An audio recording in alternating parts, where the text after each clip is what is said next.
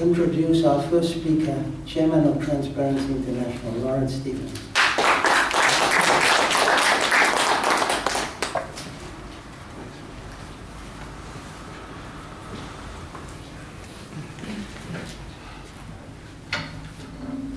Minister, Charge d'Affaires for the Republic of Indonesia, and friends. I'm not known normally to be one of a few words, so I will try hard this time to make it a few words. And yes, I am conscious that 406 is well gone. Minister, those of us interested in this process, this open government, were really delighted when you took up the opportunity to be in Bali and to talk about the possibility of Papua New Guinea's government supporting something that civil society around the world, not just Papua New Guinea, sees as important for the development of the countries the governments operate in.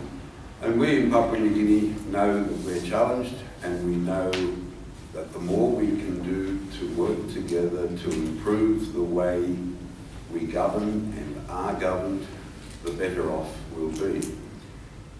So we were also delighted when the opportunity came up to invite civil society organisations and others in Papua New Guinea to be part of this process here.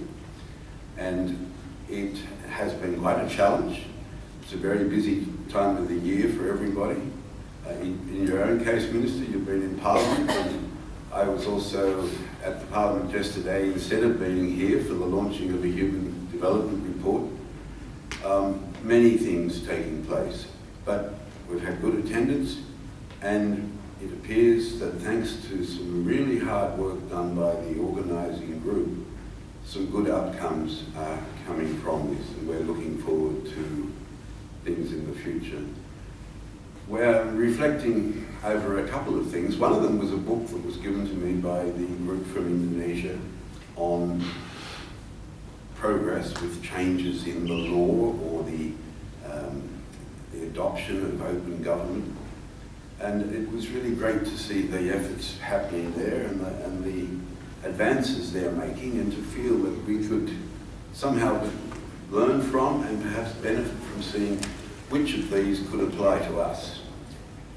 We've watched with admiration over a number of years now as Indonesia has gone through the painful process of reform and seen the world looking at the country in a different way. Slowly, yes, but dramatically, a different way.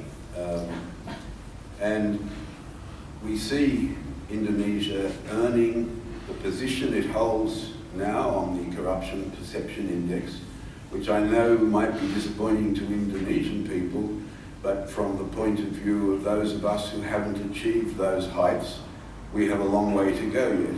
And we're delighted to see the advances that have been made by Indonesia. And we're particularly grateful that you've spent so much time assisting us.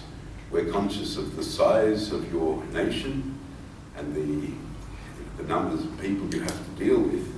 And we, as a country of 7 million next door, are really delighted that you would spend so much time with us.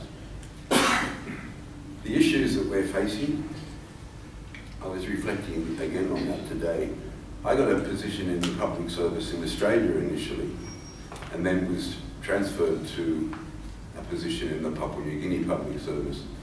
As a very junior Australian public servant, having just sat down at my desk, I picked up some note paper from the department I was working in and wrote to my father's 2 sisters, "Dear aunts, I'm now working in," it was actually the Defence Department. I lasted there for about a year. In the Defence Department in Canberra. I got this letter back immediately. "Dear nephew, never write to me on stolen paper again." Now, that was a very good lesson, a lesson in basic ethics. It wasn't my paper to write on, it belonged to the government that government was the Australian government. But it's a lesson that stuck with me ever since. And they're the sorts of lessons that we need to keep emphasising as we try to change attitudes which, like mine, naively perhaps, but sometimes worse than naive, need to be changed. This process is likely to make a difference to Papua New Guinea. It has certainly made a difference in other countries, and we're looking forward to seeing how well we can participate with it and what changes we can eventually celebrate in Papua New Guinea as well. So, Minister, thank you for being present. Charge d'Affaires, thank you very much for being present. It's really nice to have an Irish-sounding name on the acting head of mission for the Indonesian embassy. So my origins are Irish. And thank you all for your participation. It's been a great experience, and we're delighted to have you. It's also been really rewarding to have this interchange with the people from Indonesia and Suzanne. Your experience is greatly valued. So thank you all very much.